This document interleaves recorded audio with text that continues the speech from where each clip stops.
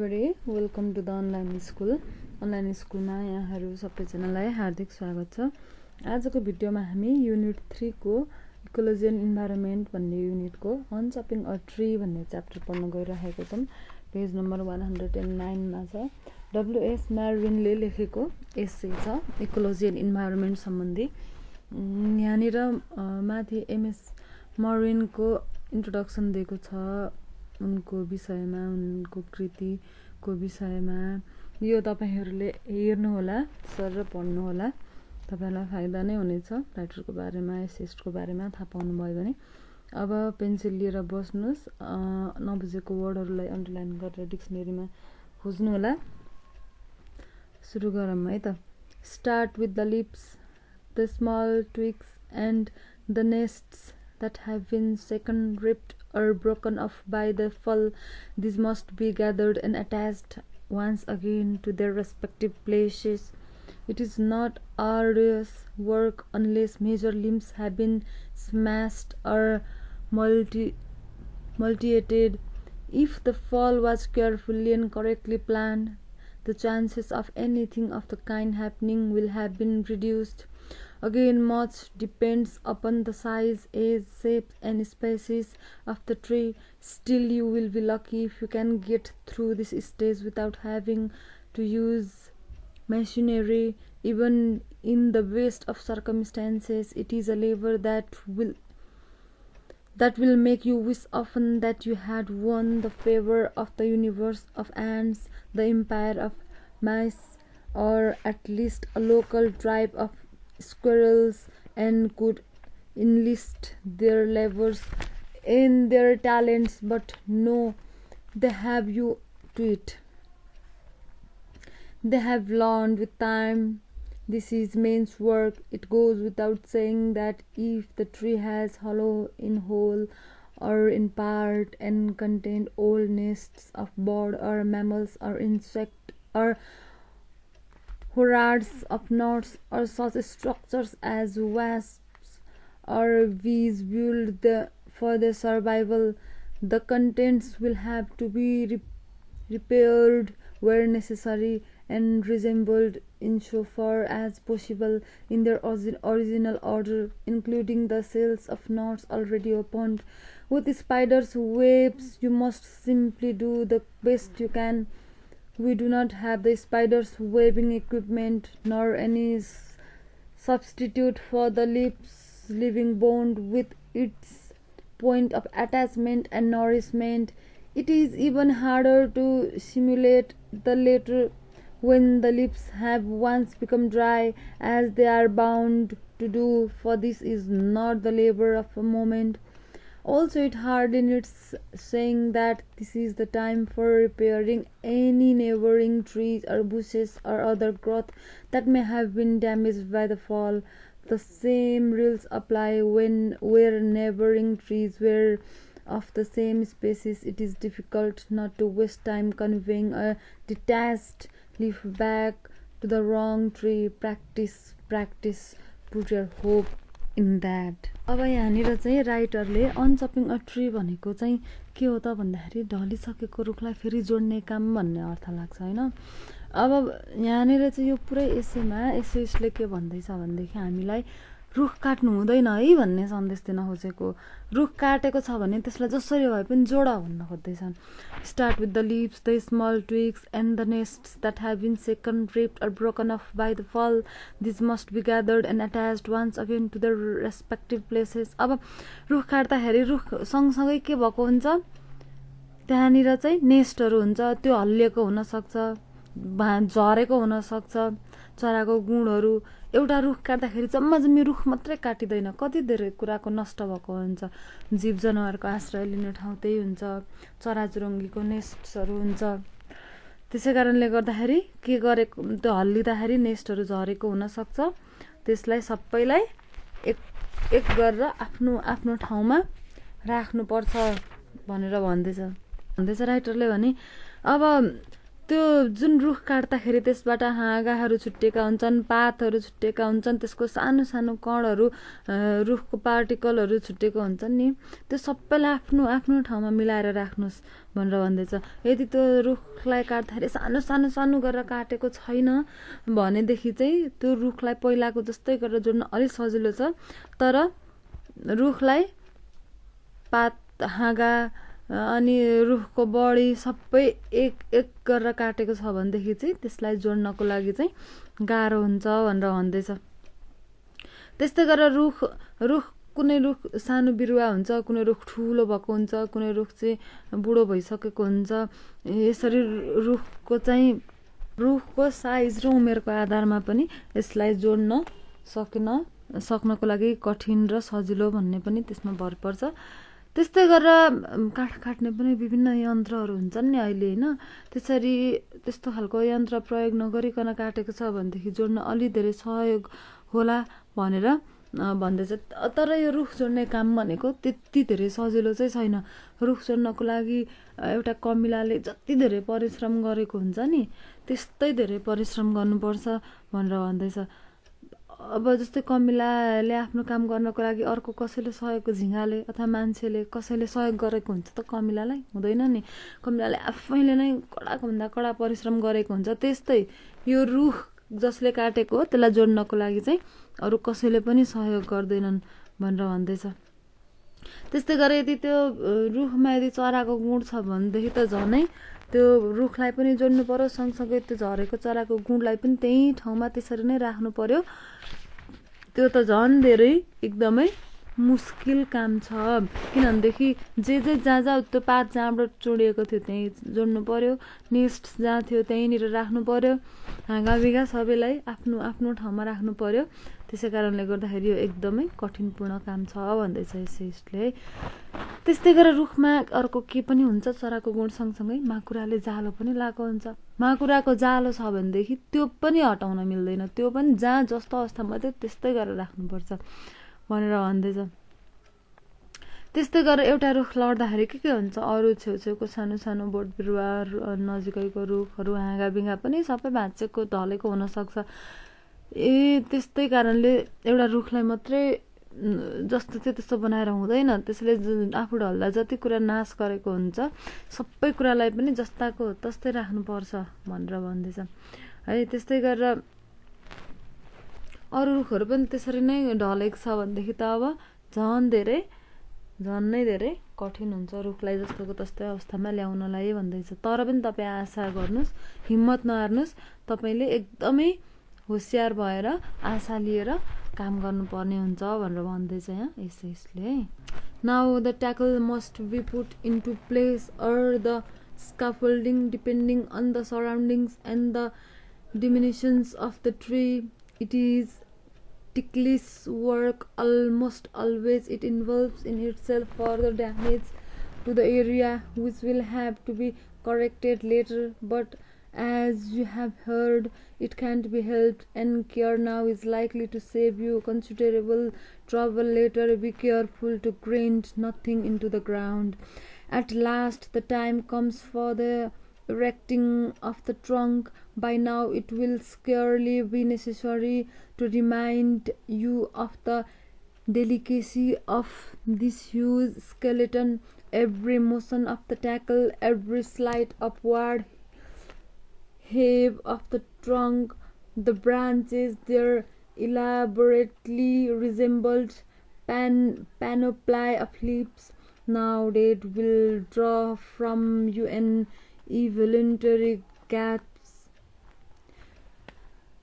You will watch for a leaf or a twig to be snapped off yet again. You will listen for the noise of stiff in a hollow limb, and you will hear whether they are indeed falling into place or are spilling in disorder, in which case, or in the event of anything else of the kind, operations will have to cease.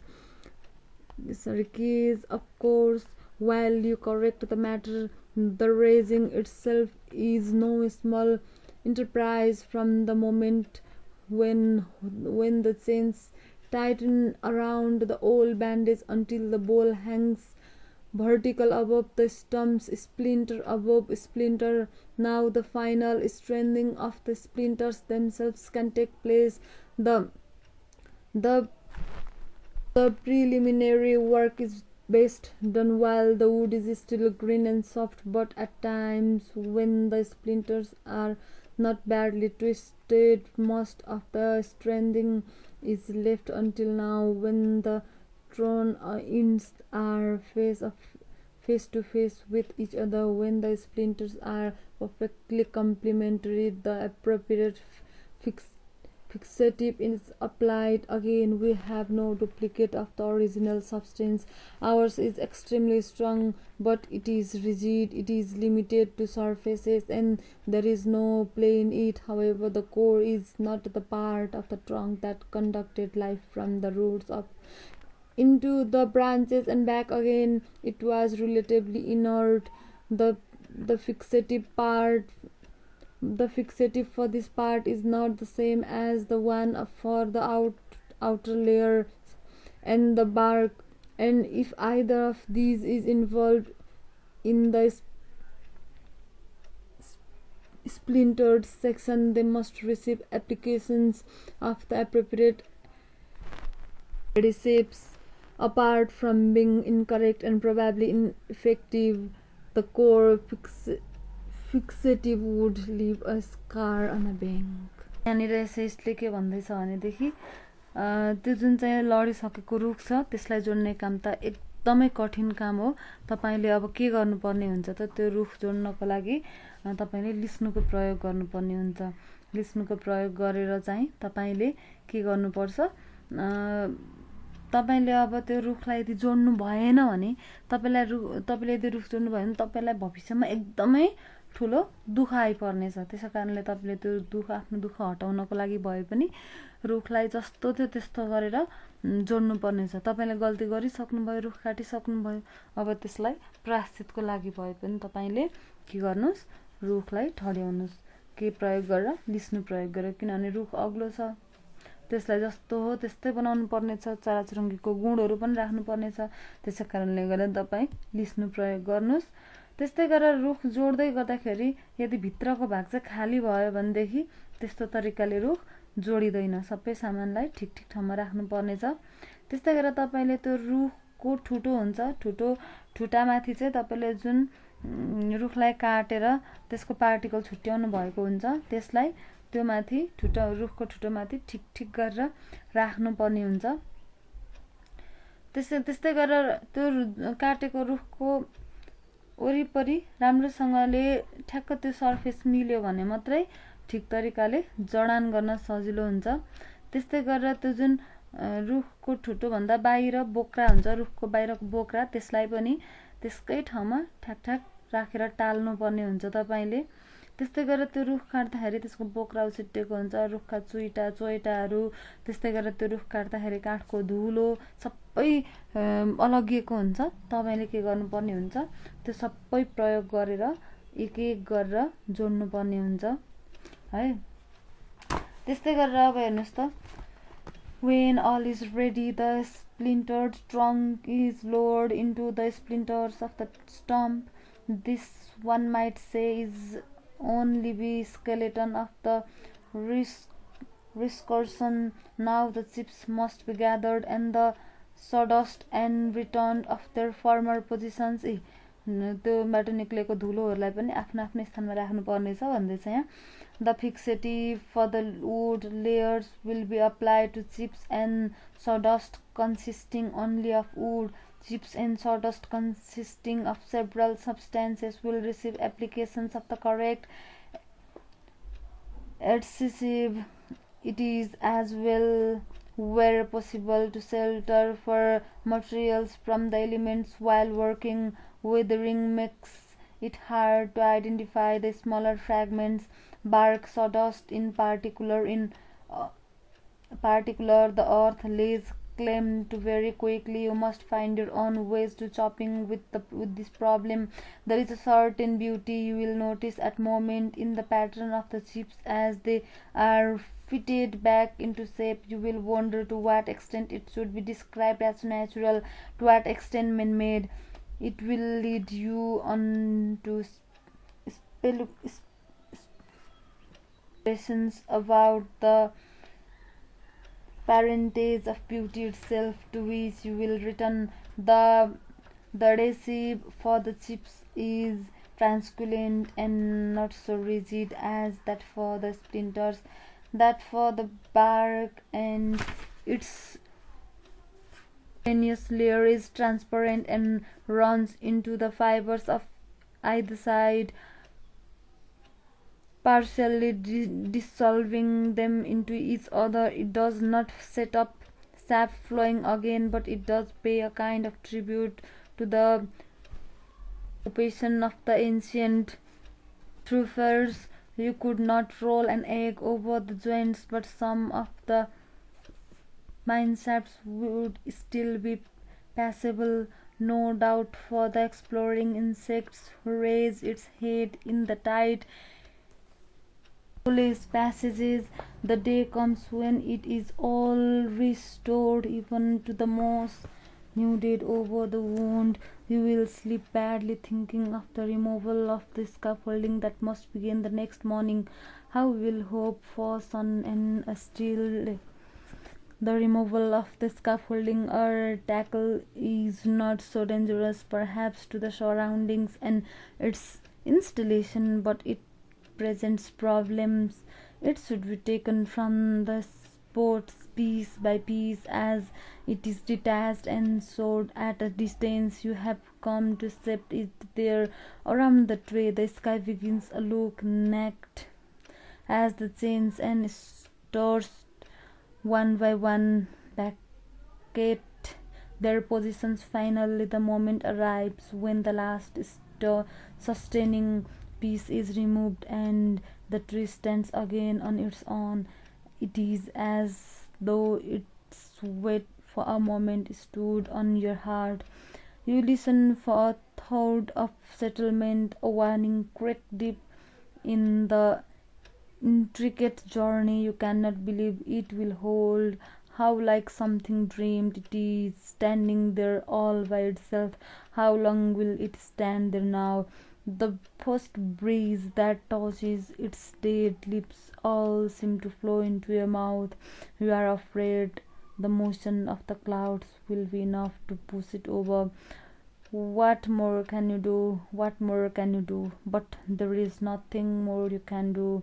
Others are waiting. Everything is going to have to be put back. के भयो त? अब तपाईले यो अहिलेको प्यासेजमा हामीले पढेको प्यासेजमा राइटरले के भन्दैछ भने तपाईले त्यो लिस्नु प्रयोग गरेर एक एक गरेर रुखको फेददेखि त्यसको विभिन्न टुक्राहरूलाई, हाँगाहरूलाई, काठको चोइटा, इभन काठको धुलो सबैलाई एक एक गरेर तपाईले जोड्नु त भयो। अब केको पालो आयो त? तपाईले त्यो लिस्नुहरू प्रयोग गरेर सबै आफ्नो आफ्नो ठाउँमा त राख्नु भयो। इभन तपाईले चराको गुणलाई पनि जस्तोको तस्तै पनि बनाउनु भयो।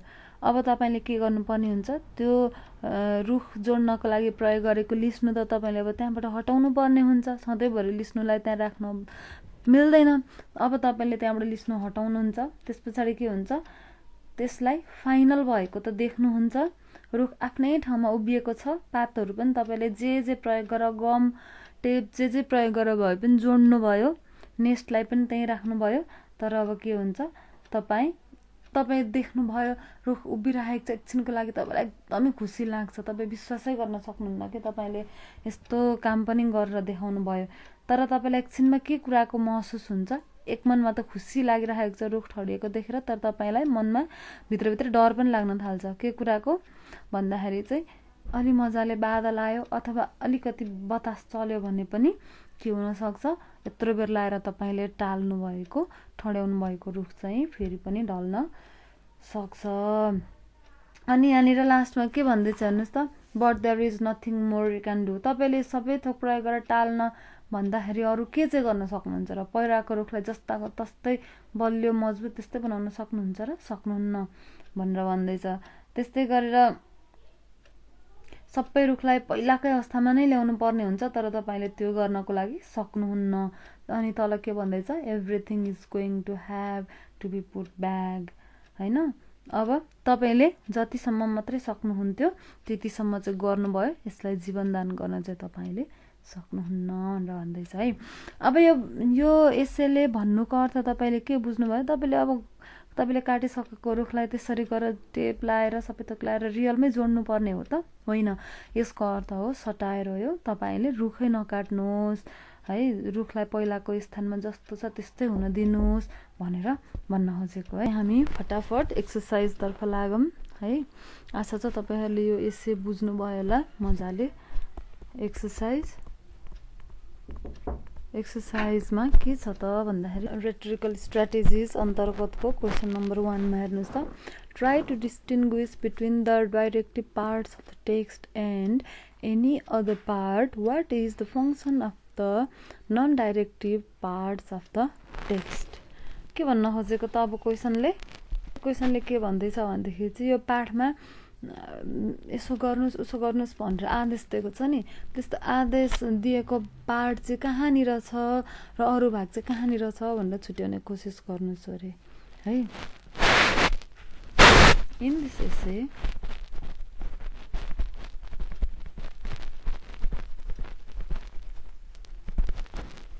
there are 4 directive sentence. The very first and the last 2 sentences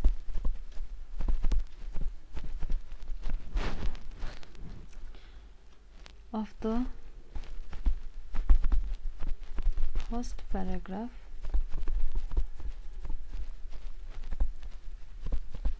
are directive and another directive sentences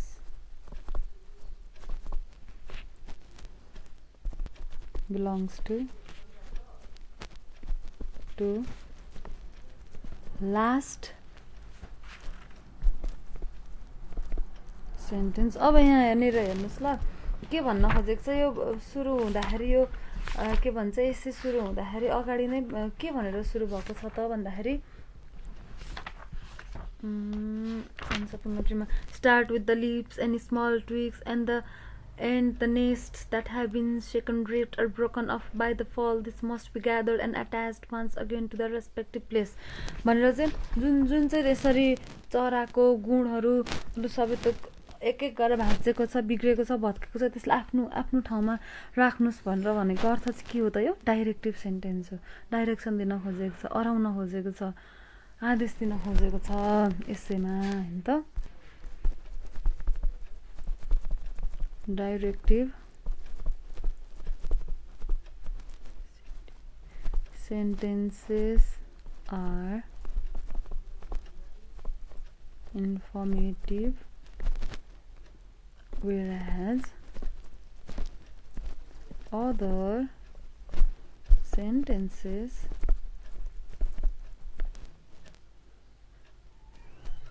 भयो त। त्यस्तो खालको डाइरेक्टिभ सेन्टेन्सहरू चाहिँ पर्सुएसिभ छ। पर्सुएसिभ भनेको चाहिँ मनाउने, कुनै पनि काम गर्नको लागि। त्यस्तै गरेर अरू बाँकी रहेको सेन्टेन्सहरू चाहिँ इन्फर्मेसन दिने इन्फर्मेटिभ सेन्टेन्सहरू हो है। त्यस्तै गरेर अब क्वेसन नम्बर 2 मा हेर्नुहोस् त। Single out any highly directive sentences. Does any seem to reveal the personality of the speaker? How important is voice in a directive essay? अब यहाँनिर चाहिँ के भन्न खोजेको छ क्वेसन नम्बर 2 मा भन्दाखेरि राइटरले जुन चाहिँ एसेमा आदेशमूलक शब्दहरू पनि लेखेको छ नि, त्यस्तो आदेशमूलक शब्दहरू वाक्यहरू चाहिँ के हुन् त छुट्याउनुस् रे हैन।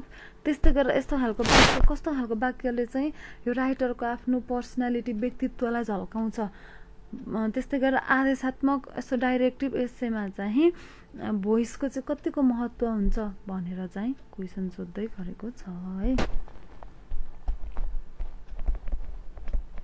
Start with the lips,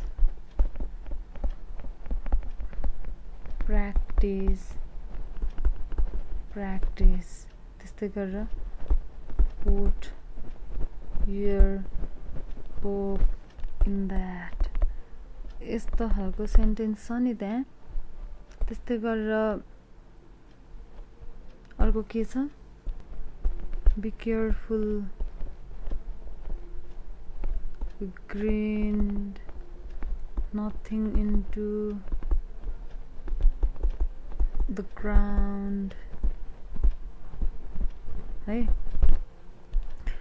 these sentences are directive in the given essay हैन the first sentence means the writer के गर्छ त emphasis on the direction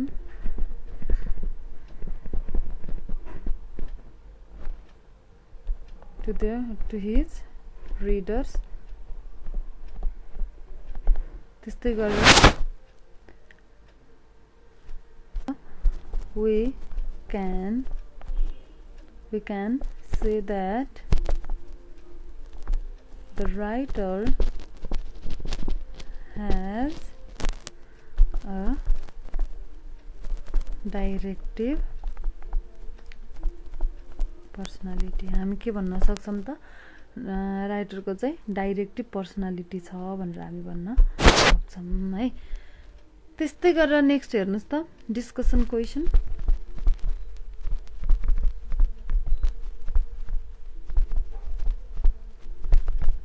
writing practice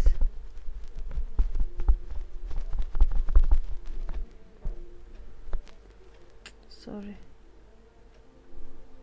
के भएको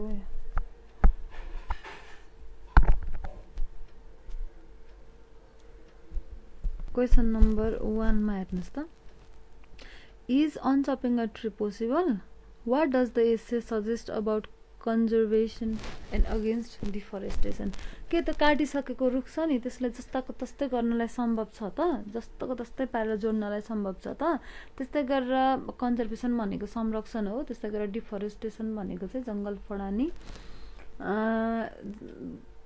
वन जंगलको संरक्षण र जंगल फडानीको विरोधमा चाहिँ निबन्धले के कुराहरुमा चाहिँ सुझाव दिन्छ त भनेर भनेको छ है Unchopping a tree is impossible है in the given essay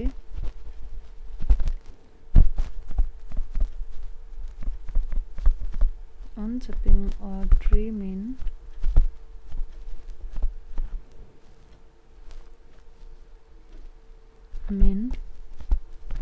we should not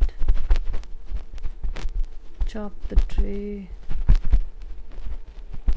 हैन त्यस्तै गरेर here the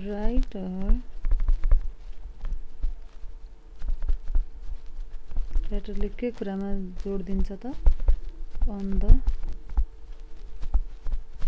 preservation of nature किनभने ट्री भनेको नेचरकै एउटा अंश हो त्यसैकारणले नेचर जोगाउनको लागि चाहिँ राइटरले एकदमै जोड दिन्छ if we cut down any tree यदि हामीले रुख केही गरेर काटिहाल्यौं भने के गर्नुपर्छ त we must plant some more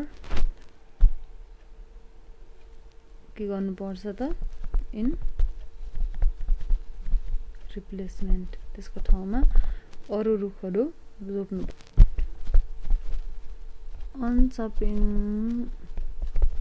the tree means के हो त एक्चुअली प्लान्ट द ट्री रुख रोप्नु भन्न खोजेको किनभने जस्ता तस्तै जोड्न त असम्भव छ त्यसै कारणले गर्दाखेरि रुख अनचपिङ अ ट्री भनेको काटेको ठाउँमा फेरि रुखहरू रोप्नु भन्न खोजेको in the essay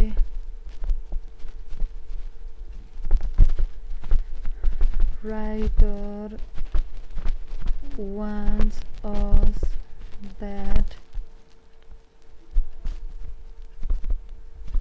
destroying anything is easy whereas के हो त whereas it is very hard to create the same हैन त अब क्वेशन नम्बर 2 मा हेर्नुस् त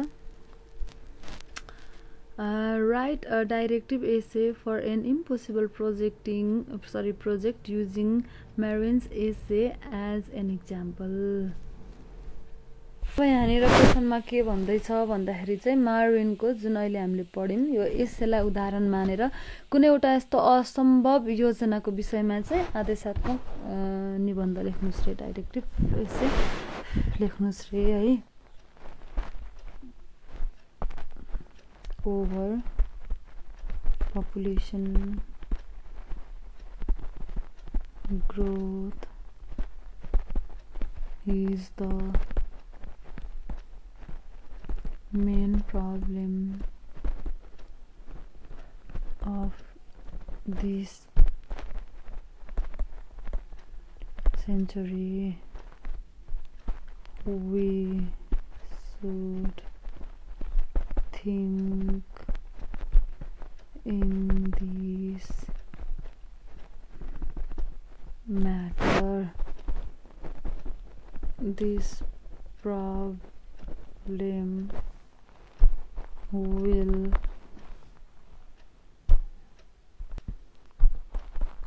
cause many more problems. के हुन्छ त पपुलेसन ग्रोथ भयो भन्दाखेरि के हुन्छ पोल्युसन हुन्छ sorry this problem will cause many more problems के पोल्युसन हुन्छ त्यस्तै गरेर डिफरेस्टेसन हुन्छ त्यस्तै गरेर जनसंख्या धेरै बढाउनेदेखि स्टार्भेसन हुन्छ त्यस्तै गरेर वाटर साउन्ड एन्ड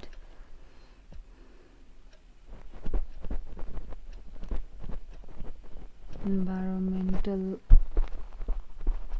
pollution हुन्छ है however के गर्नु पर्यो you should control population के गर्नु पर्यो कन्ट्रोल गर्नु पर्यो त्यस्तै गरेर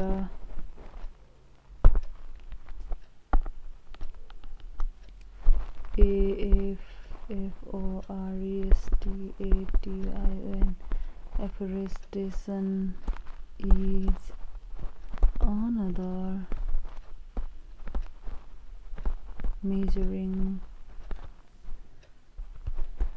solution के हो त जनसंख्या नियन्त्रण गर्नु पर्यो त्यस्तै गरेर वृक्षारोपण गर्नु पर्यो रुखहरू फडानी गरेर चाहिँ बस्ती बसाएको हुन्छ तर के गर्नु पर्यो एफोरेस्टेसन गर्नु पर्यो रुख रोपण गर्नु पर्यो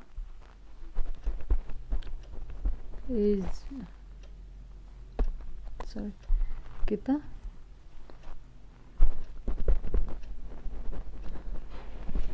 education is another effective solution for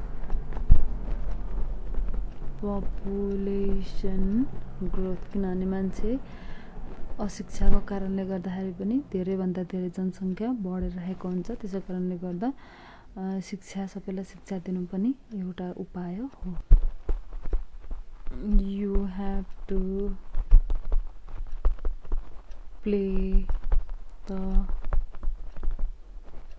primary role प्रमुख भूमिका चाहिँ तिमीले निर्वाह गर्नुपर्छ यो के भयो त डाइरेक्सन भयो है त आशा छ तपाईहरुले मजाले बुझ्नु भयो यो एक्सरसाइज गाह्रो छैन इन्भाइरोमेन्ट र इकोलोजीसँग सम्बन्धित हो जम्मी यो एस्सेको मूल उद्देश्य भनेको चाहिँ वन जंगल फडानी नगरौं र रुख बिरुवा जति सक्दो धेरै रोपौं भन्ने कुरा हो है